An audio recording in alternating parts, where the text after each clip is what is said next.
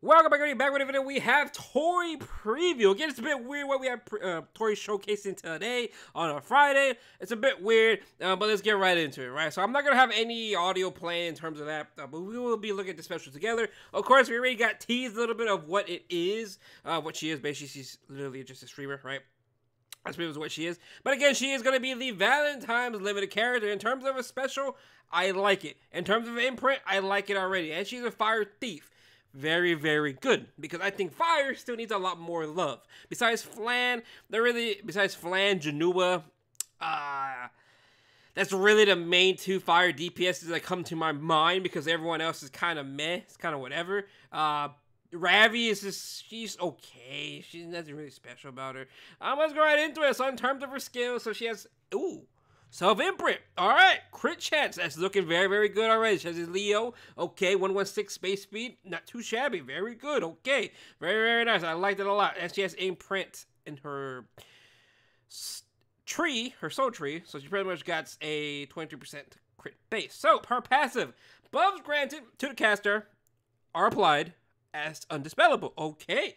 Very good. One attack, damage suffered during one attack does not exceed 70% of max health. At the start of the turn, has a 20% chance for each buff granted to caster to grant Cascade. Cascade can only be granted once every 2 turns. So, again, I'm assuming at Maximal Agora, it is going to be 70%. Because I highly doubt... Yeah, it should be. Because even if you add this, it's like, what? 369... 369... Make it easier. 7... 10, 13, 15, 17, 19. I doubt this is like 89%. It should be 70%. But again, already insane. Any buff she gets, they're undispellable. That's already absolutely insane. Literally, that's insane already. So, very, very nice. So in terms of Cascade, I'm going to assume Cascade is not like Sharoon's. Hopefully it's not like Sharoon's, right? But like just talked, it should be a skill. Yeah, it is going to be 70% at max. Okay, nice to know, right? It's very, very nice to know. It's pretty insane. I do like that already, because we need more of that. I like the gimmick already because of this situation right here. If you have Bastion on a knight, they can't get rid of that. That's absolutely insane. If you put Bastion on a unit, and that's just crazy. That's just crazy to me. But I guess Cascade is okay. That's 1% chance to grant the Cascade. Cascade can be granted once every 2 turns. Okay, it did not tell me anything about Cascade. Am I wrong? So basically, again, what I'm assuming Cascade is going to be, all right. If it's anything like I think Sharoon's, I'm pretty sure Sharoon's is like that. Granted the caster to grant Cascade. I have to believe that is going to be the damage buff, if I had to be mistaken. But I'm pretty sure this, again, quote me if I'm wrong, but I'm pretty sure that's exactly what it is. Next is S3. Throws chocolate filled with heartful sentiments, granting increased attack and increased speed to all allies for 3 turns. Grants extra turn to the caster. Okay, really insane. She's an attack buff and gives you speed. Really, really good. Now, technically, you could use her as an opener as well. Looking at that, you could give her opener. Technically, you could potentially make her an opener. Her speed isn't that bad. It's 116. It isn't the fastest, but it isn't the slowest. So overall, already passive and S3 alone, I like it a lot. She's basically has guaranteed attack buff and speed buff up 100% of the time. Not 100% of the time, but it's basically undispellable, which is absolutely insane. Right? Again, fire needs some love. So this being a fire unit is very, very good. Next, attacks the enemy by whipping a ribbon and grants the barrier to the caster for 1 turn. Keep in mind, they can't dispel the barrier. So therefore, she's going to have a big barrier. Barrier should increase in proportion to the caster's attack. Again, very, very good. Soulburn effect, 20 souls, okay, greatly increases damage dealt and does not trigger a dual attack. When a caster is granted Cascade, this does not cost any souls to activate Soulburn.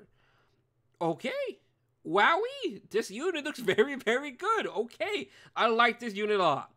She's just going to be a powerhouse DPS unit, which I think is a must-have, because again, we have a lot of green going around. We have Mort we have young Senya, and those two being together is kind of annoying. So her being a fire unit is very, very good. Good. No complaints at all. Wow, she did 23,000 right there to the more. Again, this is this showcase gear, whatever. But that's pretty good damage.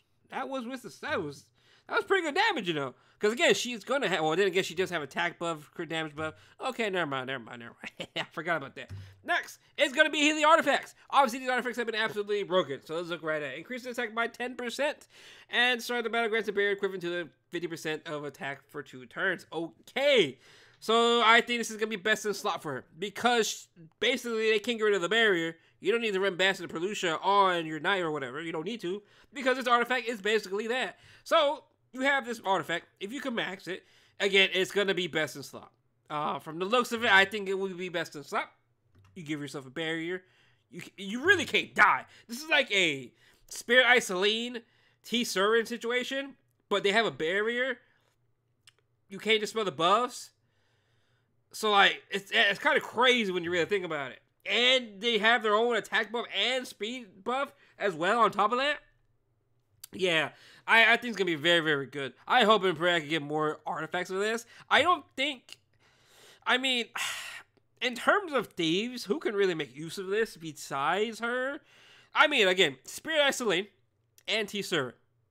It's pretty good options that come to my mind for this. Because, again, they have that gimmick where they really can't die in one turn. But overall, in terms of a unit, I think she's very, very good. I cannot wait for her to come out.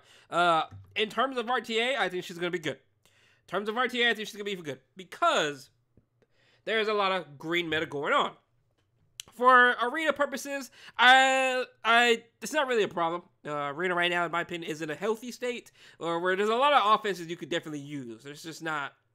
run over by one defense right now, right? So Tori is kind of whatever for defense, I think. But in terms of like offense for arena, yeah, I guess if you still struggle versus some units, mainly Mort or Young Senya, I think she's very, very good. But overall as a character, I think she's gonna be fantastic. I like her a lot. I think she's gonna be pretty damn good, especially since she's a fire thief. Again, fire needs some love, and I think this is a perfect character for the fire attribute. But we'll see what happens. I still think they need more because when you look at fire compared to everything else, it's kind of weak.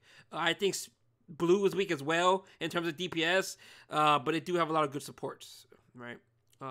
Even openers, basically Rand. Who else? Rand. It's not really Fanny. It's Rand, Ida. Ida's mainly for cleave. Piera. There's a lot of at least good stuff in speed, but fire. Oh, fire is non-existent. But again, this is a step in the right direction. I'm not really complaining. I'll gladly take it. I'm happy about this unit. I think she's going to be pretty good. Let me know down below what you guys think about her. I think she's going to be absolutely insane. I think her artifact's going to be best in slot. On that thought, we'll see you guys later on. And peace out. And have a good morning.